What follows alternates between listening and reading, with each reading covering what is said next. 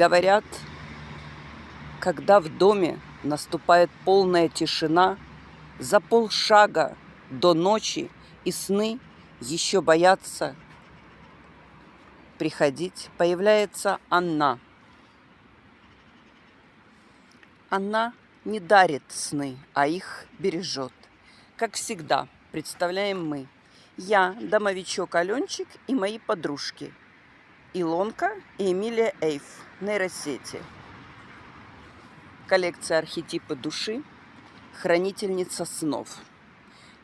Хранительница снов бережет вас от горьких воспоминаний, печали прошедшего дня и грубого пробуждения.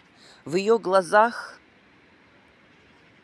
миры, которые мы можем видеть только во снах. Ее никто не видит и не слышит. Но если вы почувствовали легкое дуновение ветра, то знайте, оно создано ее движением. И проснувшись, вы почувствуете, что вас кто-то охраняет.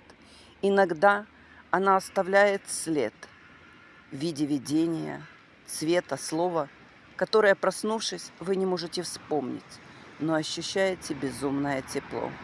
Она не принадлежит ни дню, ни ночи, ни реальности, ни воображению, а где-то находится между ними, и она дарит вам мечты.